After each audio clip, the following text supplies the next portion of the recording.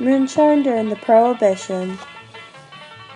When thinking of the 1920s, you think of flappers, gangsters, and prohibition of alcohol.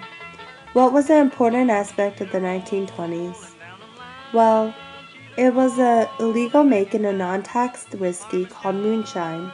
This became a big business and industry in the areas around the Appalachian Mountains and woodland areas too, due to the amount to hide it, but we'll go into further detail later in the video. Moonshining, for those who do not know about it or heard another name, such as White Lightning or Tennessee White Whiskey. It's corn whiskey made by many of the people and was outlawed along with other alcoholic drinks during the Prohibition.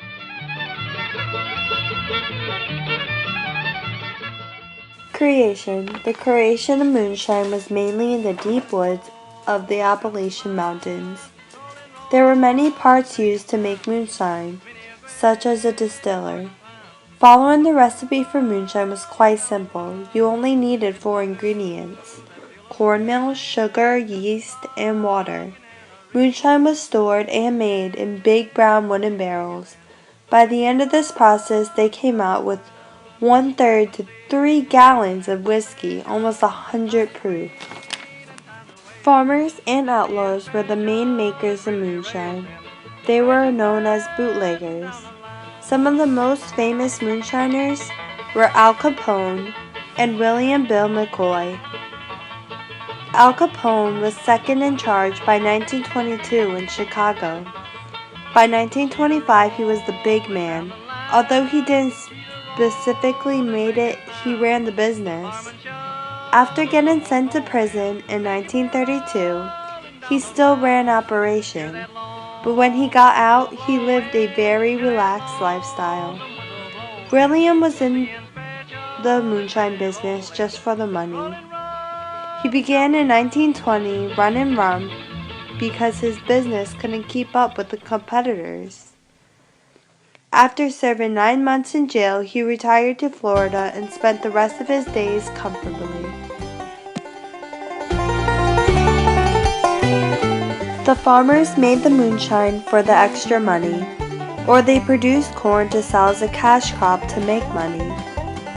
The most famous place for making and distributing moonshine was Franklin County. Franklin County was located in Virginia in the mountains. Almost everyone in Franklin County made moonshine.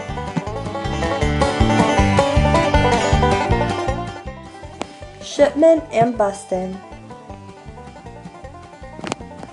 As seen in the photo, the moonshiners or bootleggers had to find ways to transport the liquor in mass quantities.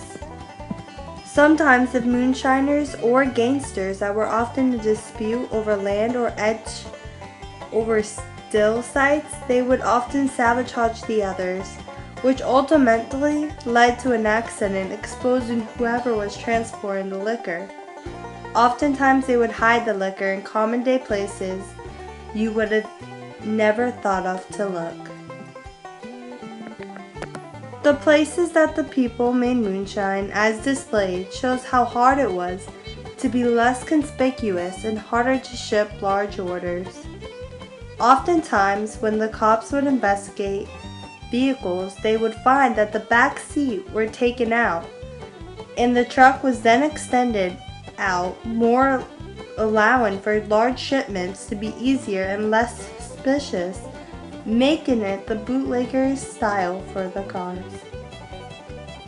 More than one occasion, gangsters and moonshiners would defend or not give up so easily, and result for law or use their cars to do drive-bys to take out any competitors or competition, to assure that their business would stay intact or to expand. Many people think of the bad parts of making liquor or moonshine, but something that you might watch come from this era can take a guess.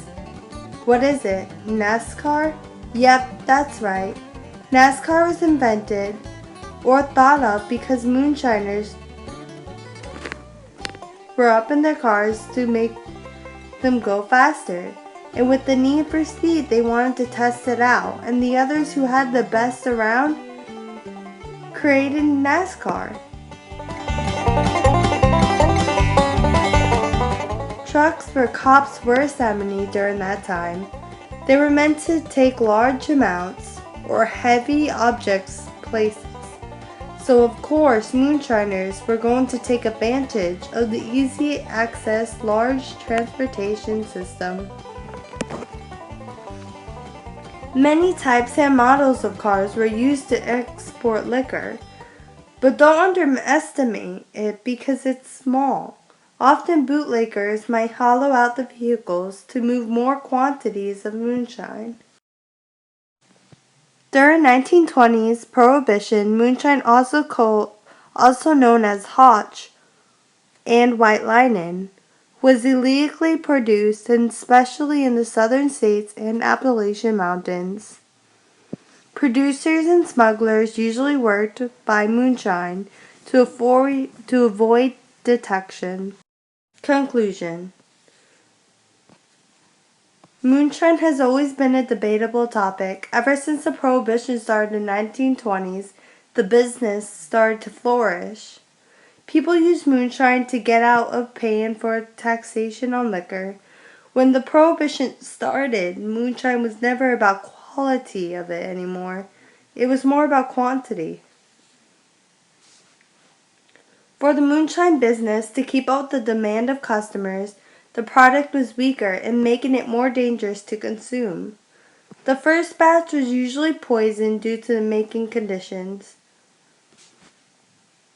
It is recorded that from the poorly made liquor, people started to become blind, paralyzed, and even killed. Moonshiners were happy when the Prohibition started because they would be making extra money needed for their farms.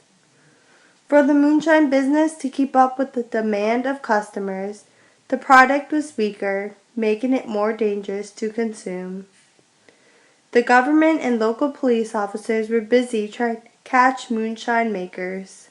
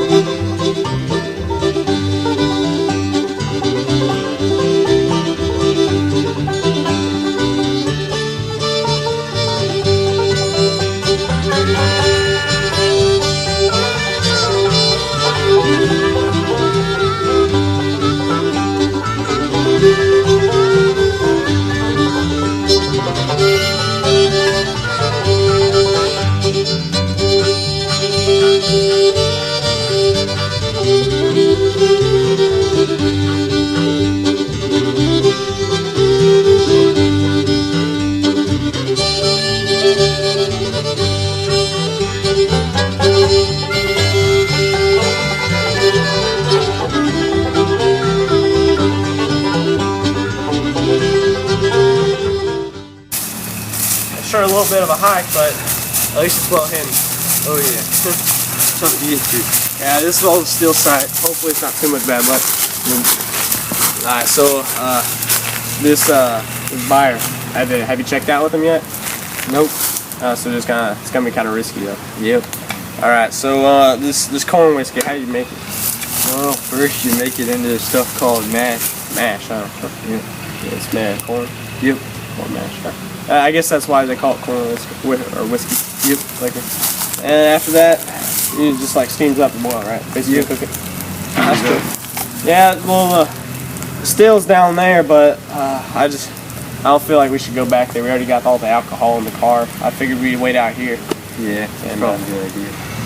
You want to go see if the buyer's coming? Yeah, sure. Dude, this government's gonna kill me. Yeah, me too. There's all this taxing and whatnot on our liquor. We can't make our flipping liquor anymore without being taxed. But hey, I'm not stopping. Government ain't stopping me. I was thinking of like some pretty cool ideas of stashing in your Jeep. Yeah. Maybe like replace the fender.